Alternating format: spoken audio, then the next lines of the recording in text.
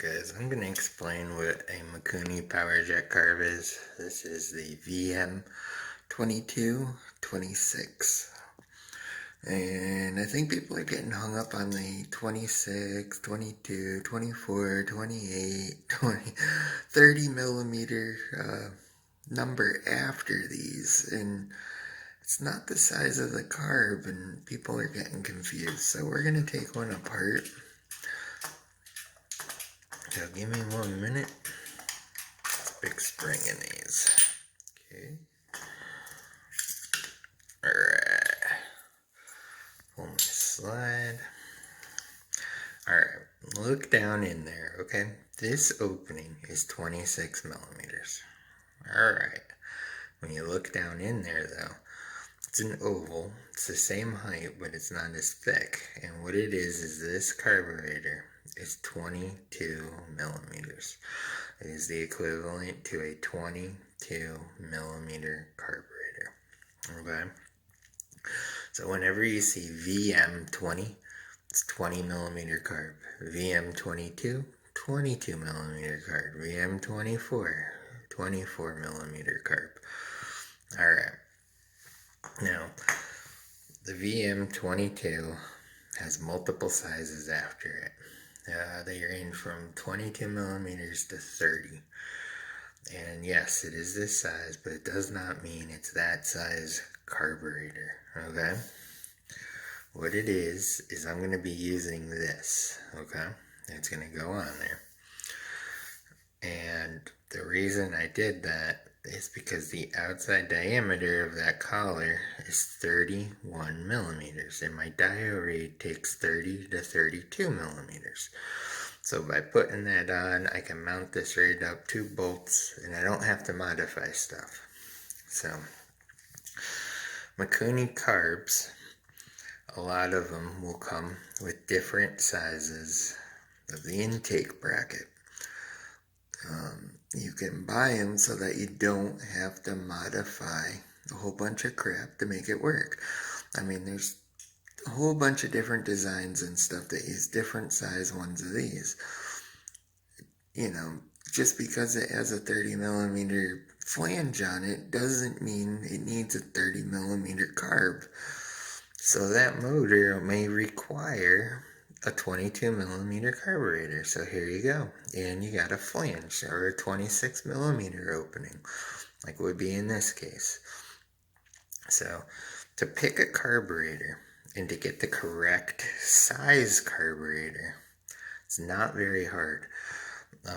You start out with your piston, and you take the diameter and you cut it in half. So in my case, I got 47 millimeters, okay?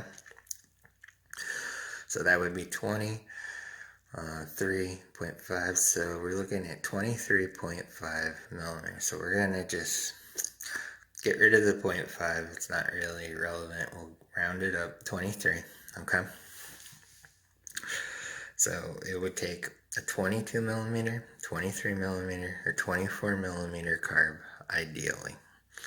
That is the range of what that motor is going to be able to consume fuel through correctly before you have to do some heavy modification, okay, to the carb. I'll explain that in 3 seconds here. And I've seen so many people doing this, and it's funny. Okay, so anyways, whenever your carb size, it's always going to be double. The internal actual size of this is 44 millimeters. So they always double it. I mean, the outside, I think, is 48 millimeters. It's like 47 something or whatever, you know, where your boot's going. But this is actually 44 millimeters. They always double it from the size of the carb. It's 99.9% of the time, okay? But this is really just a convenience thing, the 26 millimeter part. It makes it easy so I can mount something to it that I need for my build. So all that number means, the VM number is the one that tells you the size of the carb, alright? Okay, so you can actually go 5 millimeters smaller the net number, but then you start having jetting changes for that carb, and you're starting to lose volume coming into the motor and whatnot. So there's, you know, a whole thing of challenges on that end. Too big of a carb, okay, and you set it to the richest setting possible, it'll still be lean. And the reason is there's not enough of a vacuum from the motor.